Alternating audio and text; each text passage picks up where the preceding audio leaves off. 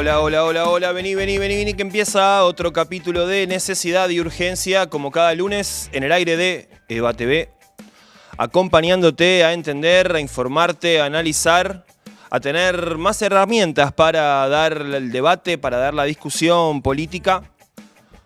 Un ratito que nos tomamos cada semana para repasar lo más importante de la agenda política y económica de la Argentina y también para, ¿por qué no?, hacernos algunas preguntas, llegar tal vez a alguna que otra conclusión y sobre todo poder irnos con alguna forma de intervenir en el debate político, en el debate respecto de la actualidad que nos permite imaginar un futuro mejor. Yo soy Juan Francisco Gentila y como cada semana los voy a estar acompañando, ustedes me van a estar acompañando a mí, en este espacio que se llama Necesidad y Urgencia. Antes, como hacemos habitualmente, te recordamos que te podés sumar a la comunidad de EVA TV, la comunidad organizada más grande del país, ingresando a evatv.com.ar. Te podés afiliar a este canal que nació este año y que fue creciendo semana a semana, programa a programa, y que ya es una referencia para la militancia, para el peronismo, para el campo nacional y popular. También tenemos ahí un muy bonito código QR que te permite con tu teléfono inteligente acercar la camarita y poder ingresar a evatv.com.ar. Muy bien, te invito a que en este rato hagamos un recorrido por lo más importante que nos deja este primer año de gobierno de Javier Milei.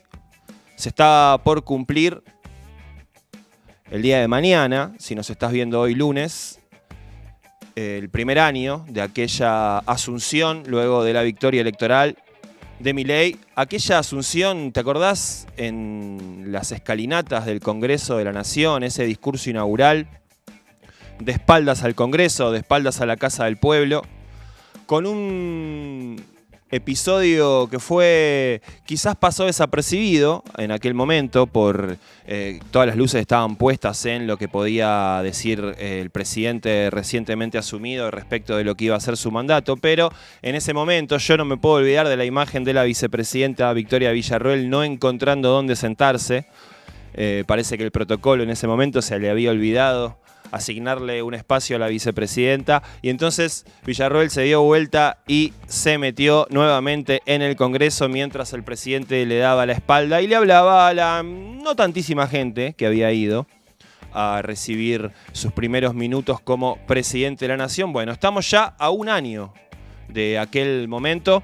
Es casi obligatorio repasar, así como en este programa lo hemos hecho semana a semana, poniendo el foco en distintas cuestiones de la actualidad política y económica, tener algunos indicadores que nos puedan ayudar a hacer un balance de lo que fue este año, sobre todo para tener una mirada un poquito más abarcativa de en qué momento está la Argentina después de un año de gobierno de Milei, salirnos un poco de lo que es el día a día, semana a semana, que estamos corriendo atrás de la coyuntura. Los aniversarios habitualmente se prestan para los balances, para poder mirar un poco en retrospectiva y sobre todo tener esos datos, esas conclusiones de cara a lo que se viene. Algunas evaluaciones de este primer año de Milei. Primero, una evaluación política, podríamos decir. Asumió con muchísima debilidad en términos parlamentarios, en términos de gobernadores, de integración de los distintos parlamentos de las provincias, ¿no? Bloques en el Parlamento Nacional pequeños, en la Cámara de Diputados, en la Cámara de Senadores, y asumió sobre todo con una gran incógnita respecto de si iba a poder aplicar su programa y si ese programa iba a ser sostenible políticamente, no solo si el sistema político lo iba a apoyar, porque como te contaba tenía esta debilidad que mostró rápidamente, sino también si el pueblo argentino iba a poder, más que iba a poder, iba a darle una carta, un voto de confianza al presidente. Podríamos decir que llega a este primer año fortalecido, en primer lugar, ¿no? Los indicadores de opinión que los tomamos siempre con pinzas, con alfileres, porque muchas veces le pifian, pero hay cierta unicidad en que el apoyo no lo pierde, sostiene su base de sustentación, aquellas personas que lo votaron, que acompañaron con su voto al presidente de la Nación, bueno, algunos más, algunos menos, pero en líneas generales se mantiene ese entre 40 y 50% de la población que apoya al presidente, que sigue dándole ese voto de confianza. En lo político, yo creo que la principal incógnita era cómo iba a poder el presidente generar un proyecto propio, una fuerza política propia y sobre todo que no dependiera tanto de Mauricio Macri y del PRO. Bueno, podríamos decir que a lo largo de este año Javier Milei logró cobrar centralidad, logró ser quien encabeza el gran frente político de derecha en la Argentina, desplazando de ese lugar a Mauricio Macri y al PRO, que hoy en día, como lo venimos viendo en los últimos capítulos de Necesidad y Urgencia, está cada vez más en un segundo plano y la centralidad política la ejerce el presidente de la Nación, que le comió todo su electorado al PRO, sin dudas, y que es la principal referencia de la derecha, la centroderecha, el gorilismo, podríamos decir, los peronistas, de lo que es un proyecto político antipopular, ¿no? Si bien ahí empiezan a aparecer las mediaciones y la pregunta respecto de si hay una gran parte del pueblo que lo apoya, por qué eso ocurre cuando está aplicando un programa antipopular, y creo que esa es la principal, el principal problema a destrabar en los próximos meses. Centralidad política del presidente Javier Milei, que es el referente sin dudas de el espectro de la derecha argentina, y del otro lado tenemos la centralidad política también de la expresidenta Cristina Fernández de Kirchner, y junto a ella también ocupando esa esquina del ring también Axel Kicillof, el gobernador de la provincia de Buenos Aires, como las dos principales referencias de la oposición en la Argentina. Primer punto, la evaluación política es lo que era una incógnita respecto de si iba a poder fortalecerse políticamente la Libertad Avanza, Javier Milei, su triángulo de hierro. Bueno, podríamos decir que en ese punto lo tiene concretado el presidente de la Nación, porque está ocupando esa centralidad. Importante también repasar algunos aspectos de la política económica aplicada por el presidente de la Nación, el ajuste más grande de la historia, tal y como lo ha declarado en más de una oportunidad el propio presidente de la Nación. Lo aplicó sin ningún tipo de miramiento, sin ningún tipo de careta, la motosierra, el ajuste, aplicó su modelo económico, que lo estamos viviendo en carne propia, lo estamos viendo en nuestro día a día, los trabajadores y las trabajadoras, el sector productivo de la Argentina, y también así lo muestran los indicadores que tenemos a un año de la asunción del presidente. Vamos a apoyarnos en un trabajo que publicó el Centro de Economía Política Argentina, el CEPA, dirigido por Hernán Lecher, también la referencia allí es la compañera Julia Estrada. Publicaron un informe muy interesante, yo les recomiendo que lo vayan a buscar a la página del CEPA, que está ahí cargado, está para descargar y para leer, es un informe bien largo, detallado respecto de los principales indicadores de la política económica aplicada por el gobierno nacional. Elegí algunas placas puntualmente para poder tener una evaluación de lo que el presidente y sus principales referentes políticos y mediáticos muestran como una victoria luego de este primer año, ¿no? Sobre todo el tema de la inflación, pero también ellos, si uno los escucha hablar, están como subidos a una suerte de carro triunfal respecto de lo que han podido lograr en materia económica. Gracias a la gente del CEPA vamos a repasar algunos puntos centrales, sobre todo el tema de la actividad económica y poder desentrañar un poco qué es lo que está pasando en la economía argentina, cómo impacta en nuestro día a día y cómo es el proceso que estamos viviendo actualmente. Se habla primero de una recuperación, ¿no? El principal indicador es el estimador de la actividad económica, conocido como EMAE, por sus siglas. Todo esto son datos oficiales, datos extraídos del INDEC. El CEPA lo ha sistematizado, pero son todos datos oficiales, sobre todo para que no haya ninguna duda respecto de si están orientados por algún tipo de tendencia o algún tipo de de posicionamiento político. Bueno, son los datos oficiales que tenemos en la Argentina, los que publica el Instituto de Estadísticas y Censos, sobre los cuales nos vamos a apoyar. Actividad económica, podemos ver ahí lo tenemos. Vamos a empezar a recorrer algunas cuestiones. Habla de una recuperación el presidente, el gobierno nacional. Ahí estamos viendo la serie que empieza en enero del 2022, recorre todo lo que fue los últimos 2 años del gobierno del Frente de Todos. Hay 2 líneas, es el estimador mensual de actividad económica total y el estimador sin el agro, ¿no? ¿Y por qué está diferenciado esto? Porque la recuperación económica que pudimos ver luego de la gran caída que tenemos ahí en las curvas está empujado principalmente por las exportaciones del agro y también las exportaciones del sector energético. Ahí tenemos una recuperación que la estamos viendo en los últimos meses. Si observamos esa subida que tenemos en los últimos meses, vemos que al final hay de nuevo una caída, ¿no? Ahí está, ahí lo estamos viendo.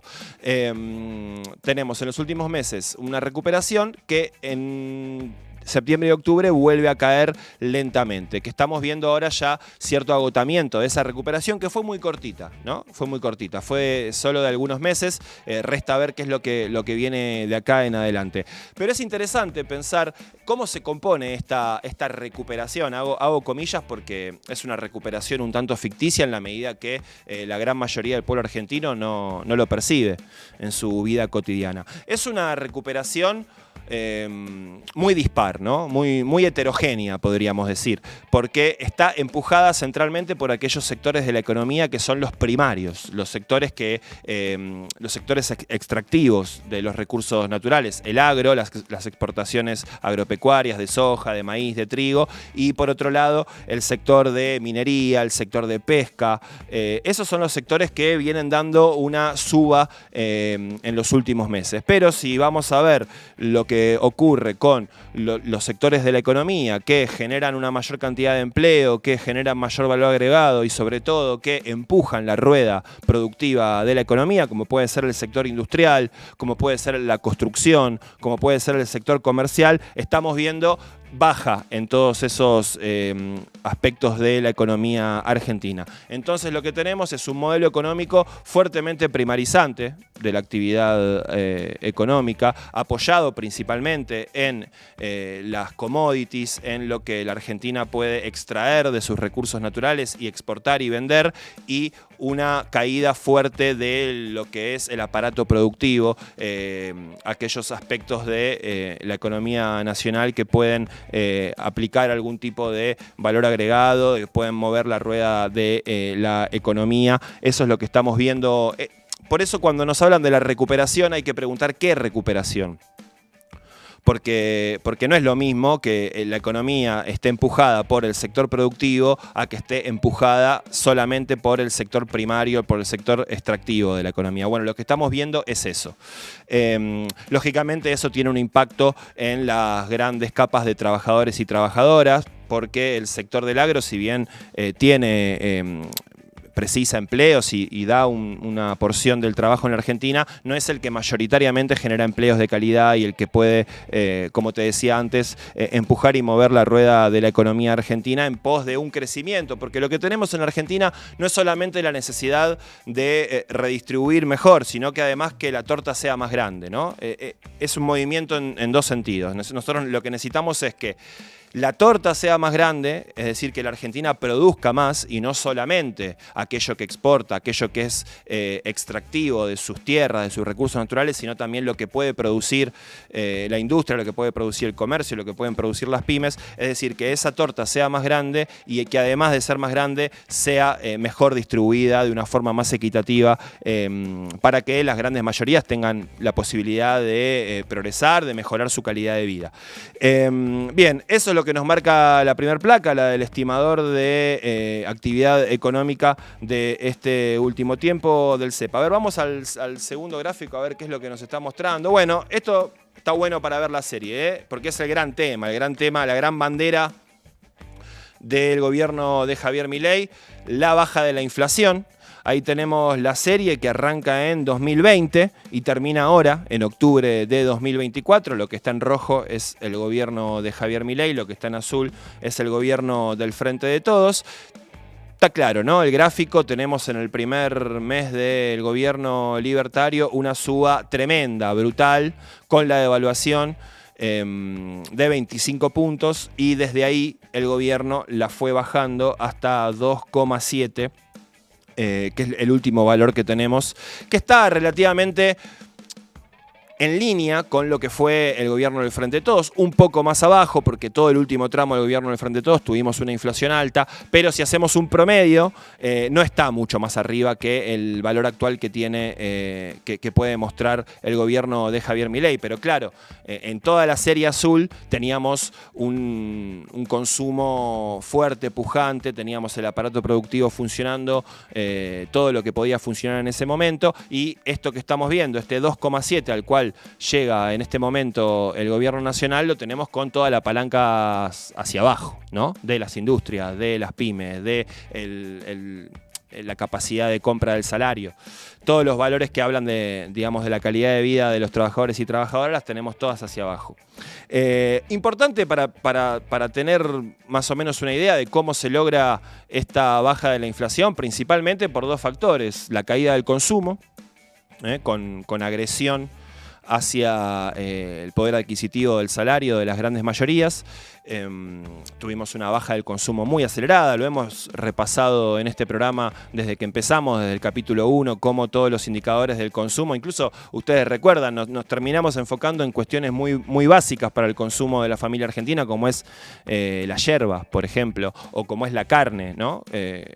Elementos que son parte nodal de las costumbres y de la mesa de las familias argentinas. Bueno, tenemos una retracción que es histórica en esos valores. Bueno, caída del consumo que impulsa esa baja de la inflación, siempre recordando que viene de un 25 al cual lo llevó el presidente de la Nación, Javier Milei. Y también tenemos el tipo de cambio, ¿no? Que lo tenemos pisado. Ustedes recuerdan que el gobierno asumió, hizo campaña y asumió con la bandera también de la no intervención de la política sobre la economía, ¿no? Incluso muchas veces se habló del levantamiento del cepo, del dólar libre, de la dolarización, incluso de la economía. Es bueno hacer un poco de memoria y recordar qué era lo que planteaba Milei en campaña y en los primeros meses de gobierno. Se hablaba de dolarizar y estaba la pregunta instalada, bueno, ¿cuándo se dolariza? ¿El peso va a dejar de existir? Bueno, lo que terminó aplicando el gobierno fue otra cosa, fue una intervención fuerte en el tipo de cambio.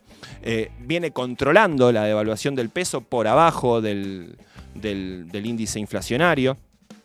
Hoy tenemos un dólar que está oficial y el dólar paralelo están muy pegaditos en la brecha, prácticamente no hay brecha. Eso el gobierno nacional lo viene logrando con una intervención fuerte en la política monetaria, a través de instrumentos como el Banco Central, por ejemplo, que ustedes recuerdan también, era el blanco predilecto del presidente de todas sus promesas de cierre, de motosierra. Bueno, decía que iba a cerrar el Banco Central. Bueno, por el contrario, lo que terminó pasando fue que no solo no cerró el Banco Central, sino que está interviniendo fuertemente en el tipo de cambio, con la devaluación mensual controlada de 2% que tiene el tipo de cambio en la Argentina, el llamado crawling peg.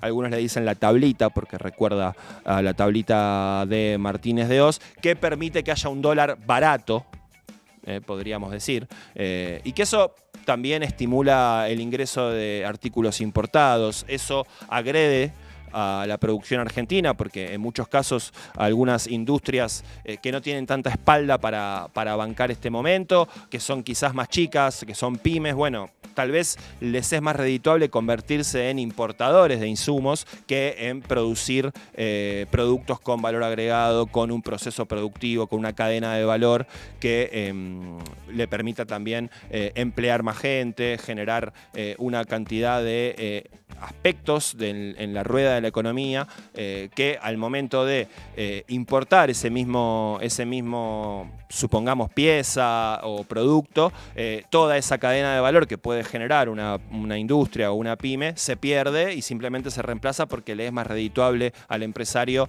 importarla. Bueno, con esos dos factores, tipo de cambio controlado y poder de compra, caída del consumo, poder adquisitivo del salario deteriorado, es que pudo controlar o sostener este sendero a la baja de la inflación. La gran pregunta es hasta dónde lo va a poder sostener, y eso es lo que vamos a ir viendo en los próximos meses. Bien, pasamos al siguiente gráfico, a ver qué más tenemos.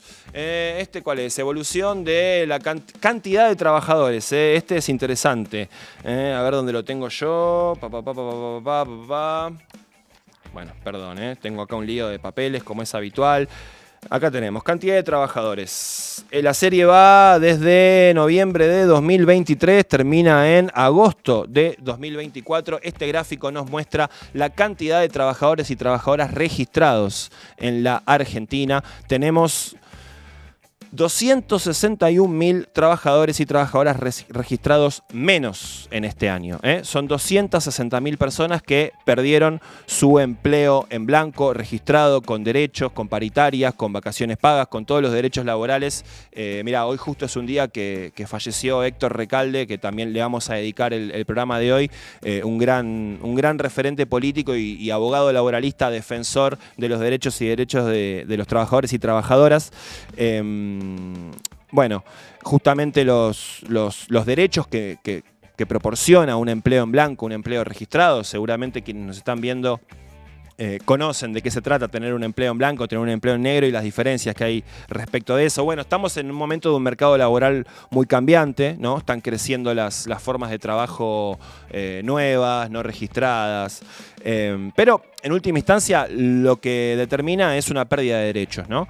Bien, 261.000 trabajadores y trabajadoras menos en nuestro país. Es un número muy importante, porque atrás de cada uno de esos laburantes hay una familia, hay pibes, hay pibas que ven deteriorada su calidad de vida. Bien, ¿tenemos alguno más? Sí, ¿no? Había un par más por ahí dando vueltas. Mirá lo que es. Tenemos barras. Este es evolución del salario, ¿no? En términos reales, ¿es este?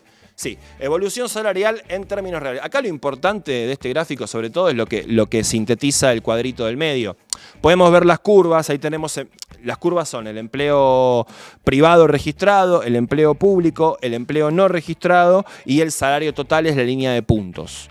Tenemos en todos los casos, siempre que vemos esa baja importante, tiene que ver con aquella evaluación fuerte de diciembre de 2023, de los primeros meses del gobierno, pero ahí en el cuadrito que está en el medio se sintetiza lo que es la caída de todos los aspectos del mundo laboral. Privado registrado, menos 1,5.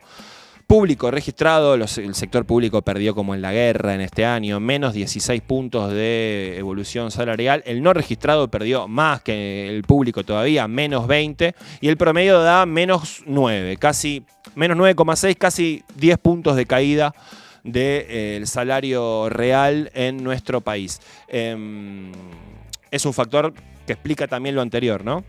Lo que veníamos viendo de la baja de la inflación se explica también por esto, por la caída del salario en términos reales en un año de Javier Milei. Todo aquel que es empleado o empleada, público, no registrado, privado, no registrado, todos perdieron más, perdieron menos, en un promedio de menos 9,6% en nuestro país. Bien, ¿algún otro más les pasé, compañeros? Ahí está, bueno, está. Otros que vienen perdiendo como en la guerra, Jubilados y jubiladas. Evolución de la jubilación mínima con y sin bono en términos reales, comparación con lo que fue el último año del Frente de Todos, que fue subiendo, bajando, manteniéndose más o menos en un mismo segmento, una caída muy importante en los primeros meses del gobierno de Javier Milei, una lenta recuperación, pero que termina dando por debajo del momento en el que lo agarra. Y ahí, sobre todo, es importante también separar los jubilados de la mínima, que son la gran mayoría, de aquellos jubilados que cobran por encima de la mínima. Los que cobran por encima de la mínima, que no cobran bono, recuperaron un poco más, pudieron más o menos empatar lo que venían percibiendo antes de Milei, pero, y acá es lo más grave, sin dudas, los jubilados de la mínima, que son la gran mayoría de ese universo, son los que más perdieron porque cobran la mínima y cobran el bono, y el bono se fue deteriorando porque quedó planchado en todos estos años. Así que bueno, estos son algunos de los aspectos que nos deja este primer año de Javier Milei. ¿Alguna reflexión también? Hablamos un poco de lo político, hablamos un rato largo recién con datos y con cuadros del CEPA de las principales variables de la economía. También alguna reflexión respecto de la política exterior de la Argentina en este último año. Muy llamativo, ¿no? El comportamiento del gobierno libertario. Dejando a la Argentina en un lugar prácticamente marginal en términos de geopolítica regional, ¿no? Interviniendo en votaciones de la ONU completamente en soledad o con 2 o 3 países más. Incluso hace poco hubo un episodio que le trajo un dolor de cabeza muy importante a la Argentina, que tuvo que ver con el aniversario que se realiza en el Vaticano todos los años de lo que fue la mediación de Juan Pablo II en el conflicto por el canal de Beagle, evitando un posible, casi que estaba al límite, de conflicto bélico entre la Argentina y Chile. Bueno, todos los años se hace la celebración, se hace un encuentro allí en el Vaticano donde van las principales autoridades argentinas, las principales autoridades chilenas, junto con quien es la máxima autoridad de la Iglesia. Bueno, este año el gobierno de Javier Milei, por primera vez en la historia de la Argentina, decidió no enviar a sus principales representantes a esa celebración, a ese aniversario, a ese acto, lo cual de alguna manera habla de, digamos, de cierta mirada que busca ser antisistémica. Eso, de esa manera lo disfraza el presidente de la Nación, pero lo que termina haciendo es como depositando a la Argentina en un lugar muy marginal, ¿no? Y sobre todo destratando a sus pares, ¿no? Destratando a Chile, destratando, bueno, fuertemente también al Vaticano en este caso, que es un actor muy importante en términos de política mundial, en términos de política global. Bueno, una Argentina aislada del resto del mundo, ¿no? Que tuvo una tradición histórica multilateral, la Argentina, ¿no? Nunca cerró las puertas a poder tener vínculos diplomáticos, económicos y políticos con ninguno de los grandes jugadores a nivel mundial. Sí, no con dictaduras, pero en las últimas décadas de democracia la Argentina tuvo vínculos tanto con Estados Unidos como con China, con todos sus pares de América Latina. Tuvo un posible ingreso a los BRICS, al grupo de países emergentes, con India. Incluso en los últimos meses del gobierno del Frente de Todos, la Argentina tuvo posibilitado un ingreso a los BRICS, que eso iba a darle la capacidad de tener una cantidad importante de nuevos mercados. Bueno, el presidente Javier Milei en su impronta un poco con la sensación de que está inventándolo todo de nuevo, ¿no? Como que todo lo que ocurrió en la Argentina hasta ahora no sirve. Bueno, nos marginó de todos los ámbitos políticos globales, regionales. Lo vimos también en los últimos días en el Mercosur, donde el presidente estuvo incómodo, estuvo un poco al margen de lo que fue el encuentro de los presidentes del Mercosur, y hasta incluso el gobierno nacional dejó filtrar la idea de que la Argentina se podría ir del Mercosur, ¿no? Bueno, esta mirada que tiene el gobierno actualmente que tiene la Argentina, que es una mirada un tanto soberbia, por un lado, y termina siendo marginal, porque nos cierra las puertas de los vínculos económicos y políticos que la Argentina vino cultivando en las últimas décadas y que tiene la capacidad de poder profundizar, sobre todo una economía en desarrollo como es la Argentina, que necesita fuertemente de sus pares para poder tener un mayor desarrollo económico y político. Bien, esas son algunas de las cositas del primer año de Javier Milei, en términos políticos, en términos económicos y en términos regionales. Y además te quiero contar acerca de, ya que estamos haciendo algunos balances del primer año del gobierno, quiénes ganaron y quiénes perdieron. Vos que estás del otro lado, ¿ganaste o perdiste este año? me animo a decir que probablemente perdiste. Me animo a decir que el 99,9% de la población argentina perdió este año. En términos económicos principalmente, pero en términos de calidad de vida, que no es solo lo económico, no es solo el ingreso a la calidad de vida, sino también son una serie de cuestiones vinculadas a los derechos, a la posibilidad de tener educación pública, a la posibilidad de tener salud pública. Bueno, todos esos derechos conquistados por nuestro pueblo a lo largo de su historia han sido agredidos a lo largo de este año y se ha visto deteriorado el acceso. Con el vaciamiento de las políticas públicas de parte del Estado. Bien, a ver, principal ganador de este año, el sector financiero. Los bancos, los operadores de bolsa, la fintech, todos acá. Ahí tenemos una nota de Infobaes, una nota que habla del boom financiero del primer año de Milei. Porque claro, los que más crecieron fueron aquellos que operan en bolsa, los que hacen bicicleta, los que hacen inversiones en bonos, los que traen plata afuera y la ponen a trabajar en acciones, rendimientos en pesos, todo ese mundo, ¿no? Que nos queda muy lejos a los trabajadores y las trabajadoras. Bueno, esos fueron los que más ganaron este año. El sector financiero, las fintech también, son las empresas tecnológicas. Otro gran ganador de este año de Javier Milei, el sector energético. A partir del aumento de tarifas, junto con el RIGI, el régimen de promoción industrial de las grandes empresas, con la desregulación de lo que es el mercado energético también, que impacta en un menor mercado interno y una mayor producción para la exportación de energía. Bueno, sector ampliamente ganador, junto también con la ley Bases, que fue la que desreguló el sector, es otro de los grandes ganadores. Junto con el sector financiero tenemos al sector de la energía. Las mineras también, otro gran ganador de la Argentina, minería que creció 3,6 interanual en octubre, según el INDEC, mantuvo la suba todo el año. La industria dedicada, mira esto, dedicada al petróleo crudo creció 12 puntos, la de gas natural 5,7. Minerales metalíferos 2%, minerales no metalíferos y rocas de aplicación 3,9%. Los servicios de apoyo a la extracción bajaron 13%. La producción minera había crecido 4,5 interanual en septiembre y había acumulado una suba de 6 puntos en los primeros 9 meses del año. Entonces tenemos sector financiero, sector energético, sector minero, todos a la suba este año. Eso lo podemos ver también en cómo se comportan los bonos argentinos en Wall Street, en la principal bolsa de operaciones a nivel internacional, que vemos todos los valores argentinos en verde, las acciones en crecimiento. Otro sector también que ganó en este año, los sectores desregulados, ¿no? Que el gobierno desreguló, por ejemplo, las prepagas.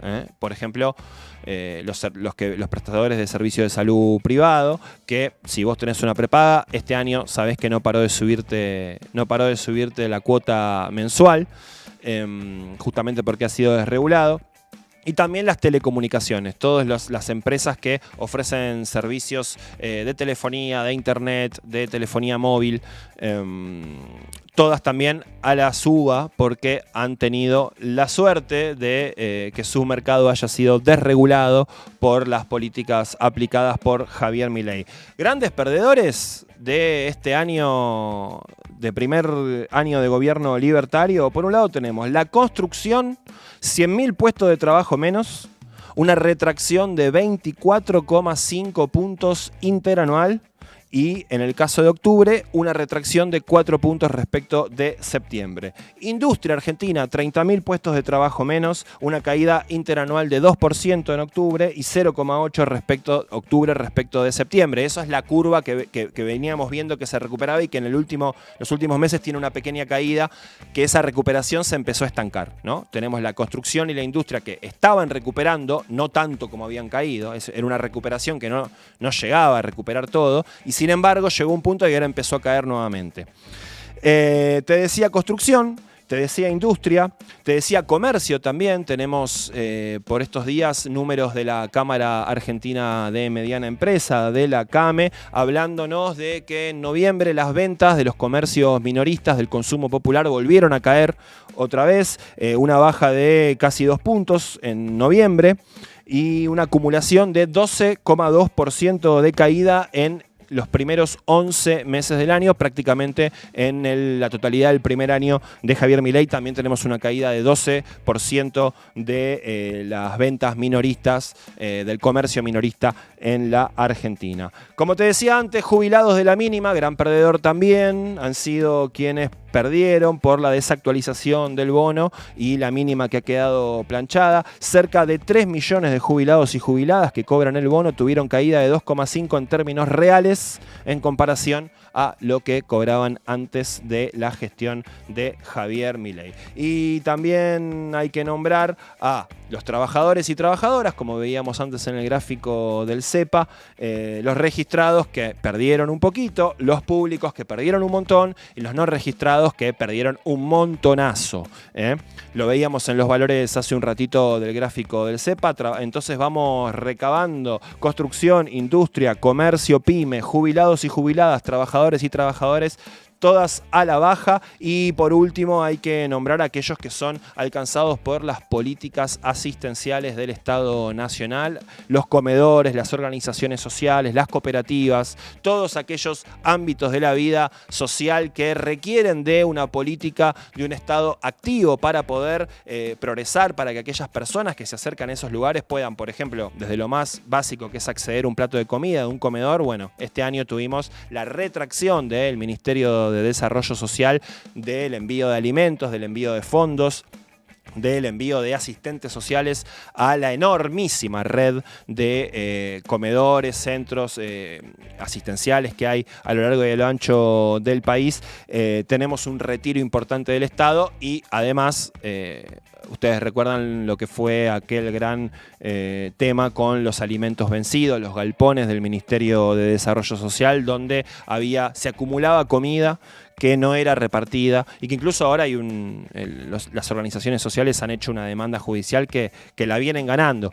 Sin embargo, el gobierno nacional no acata la orden de la justicia de repartir los alimentos que tiene almacenados en galpones del Ministerio de Desarrollo Social. Así que ganadores tenemos sector financiero, sector energético, mineras, sectores desregulados, grandes empresas, grandes jugadores de la economía, perdedores, construcción, industria, comercio, jubilados, jubiladas, trabajadores, sectores que dependen de la política asistencial del gobierno. Así que cuando te digan que la Argentina se está recuperando, que la economía está dando valores positivos, que estamos empezando a ver la luz al final del túnel, que el esfuerzo valió la pena, ahí le podemos decir, está bien. ¿Qué recuperación entonces? ¿Quién recupera? ¿Quién está mejor y quién está peor? Acá tenemos algunos datos de quiénes son los que están perdiendo y quiénes son los que están ganando con este primer año de Javier Milei. Y se abre sobre todo la pregunta acerca de qué es lo que va a pasar el año que viene, un año electoral en el cual el gobierno nacional va a tener que enfrentar un desafío muy importante, las elecciones de medio término, va a tener que ratificar este rumbo que viene marcando de recuperación de la economía con estas anotaciones que venimos haciendo, que es una recuperación muy heterogénea y muy desigual. La sociedad le va a empezar a demandar, uno supone, cada vez más respuestas en su vida cotidiana y el gobierno va a tener que satisfacer esas respuestas si tiene la voluntad de salir victorioso de las elecciones nacionales. También hay que reflexionar acerca de hasta dónde el apoyo popular que viene teniendo entre 40 y 50% de la población. Por estos días aparecen algunos estudios que lo dan incluso un poquito más arriba del 50, 52, 53 puntos de aprobación. Es un momento que está Milei es rubio y de ojos celestes, como decían en otra época, para decir que está muy bien visto, ¿no? Ya a esta altura podemos decir que ser rubio y de ojos celestes no es necesariamente algo bueno, ¿no? Pero quiero decir, está en un momento iluminado y eterno está Javier Milei.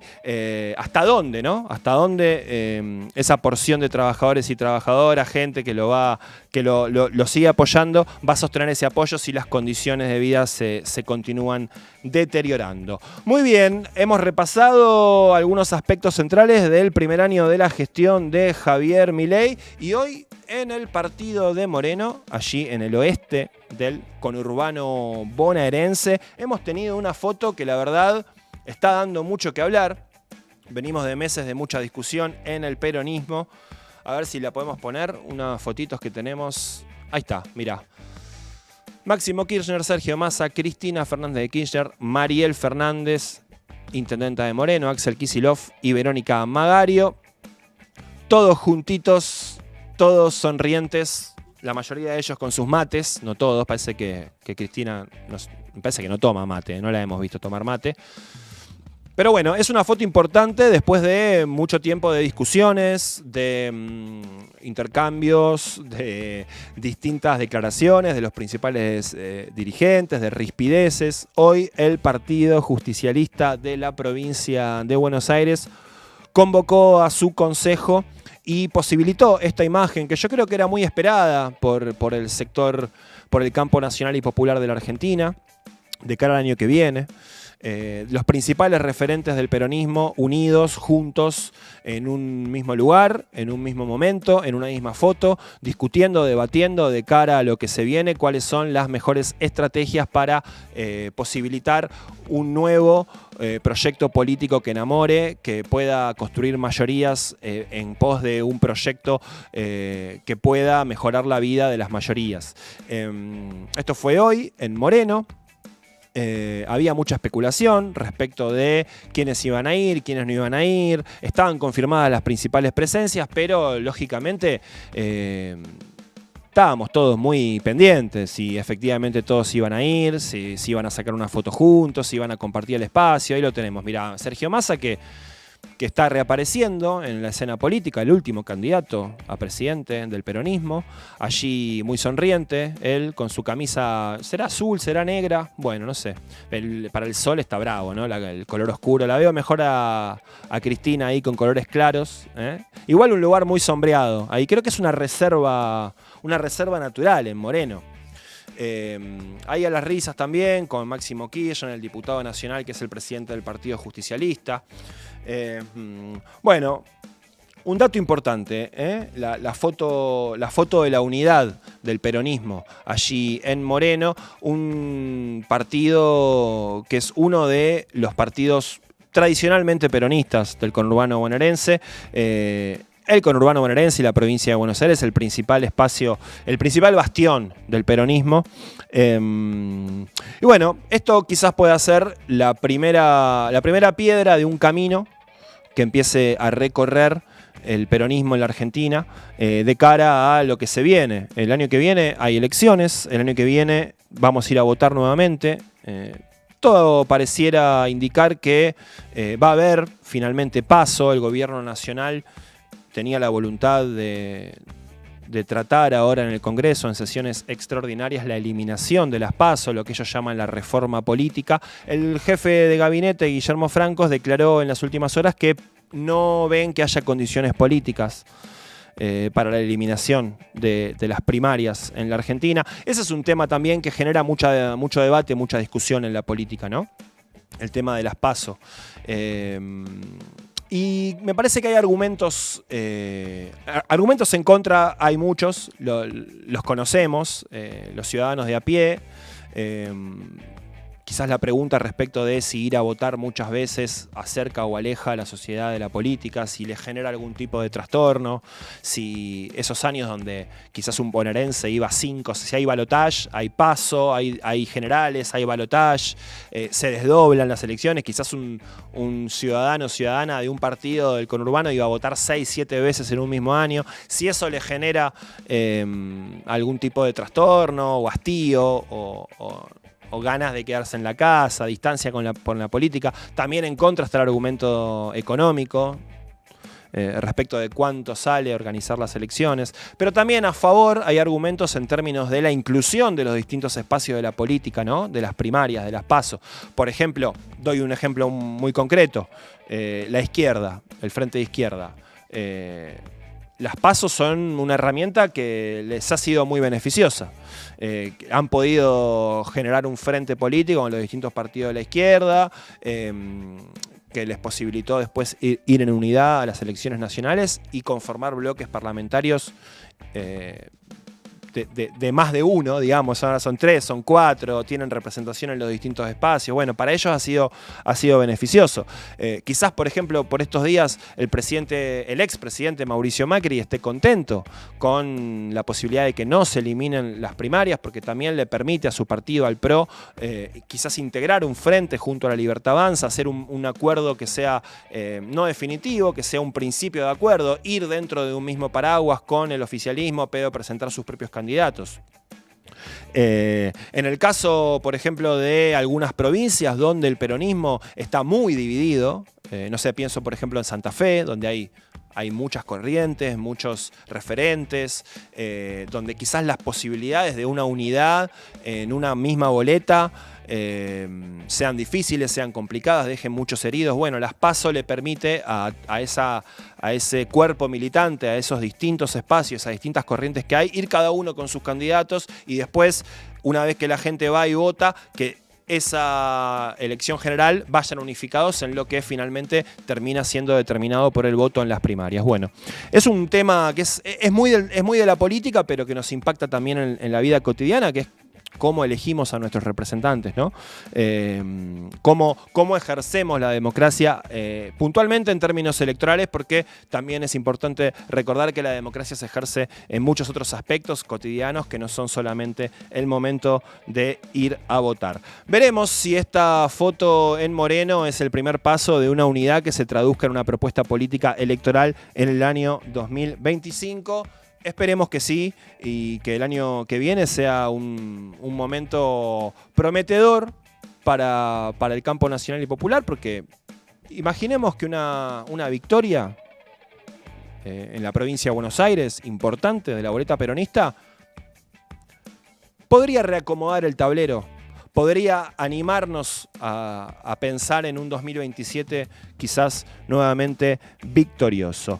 Bien, central, estos dos temas centrales, el año de Milei, la foto de la unidad del peronismo, como dos hechos muy importantes de este diciembre que estamos transcurriendo por estos días, de cara sobre todo al año que viene, el año que va a comenzar en apenas unas semanas. Es una locura, ¿no? Ya es la conversación por estos días de todo el mundo. Che, increíble que estemos en diciembre, ya se termina el año. En fin, siempre diciembre además, un momento de mucha tensión para cada uno de nosotros y de nosotras en nuestros ámbitos familiares, laborales, sociales y también en la política, ¿no? Todo lo que viene mal, todo lo que viene tenso se va acrecentando y hay siempre una pregunta respecto de los sectores donde hay pobreza, si puede haber algún tipo de problema social, de movilizaciones, ¿no? Diciembre históricamente es un mes complicado en la Argentina, así que veremos qué es lo que pasa de cara a las fiestas. Muy bien, hoy mirá quién vino. Hoy me olvidé del gaucho en mi casa, pero vino el negro Manuel.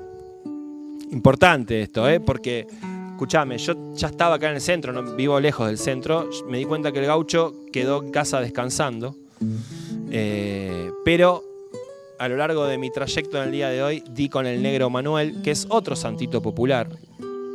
Y esto también me da la pauta de que podemos empezar a introducir en este espacio a distintos santos populares de la Argentina, aquellas figuras que se han convertido en objeto de adoración de una forma espontánea, de una forma hereje, de una forma plebeya, ¿no? Como es el caso del negro Manuel, que era un esclavo que formaba parte de un contingente que tenía que trasladar unas imágenes de la Virgen hacia Santiago del Estero y que en la zona de Luján esas carretas quedaron empantanadas, no pudieron avanzar, pero que la historia cuenta, estamos hablando de año 1600 por ahí, hubo un milagro y sacando eran dos vírgenes, el negro Manuel sacó una de esas dos vírgenes y finalmente las carretas pudieron seguir su camino y el negro Manuel, allí en Luján, quedó a resguardo de la imagen de la Virgen que se convirtió en la Virgen de Luján, la famosísima Virgen de Luján,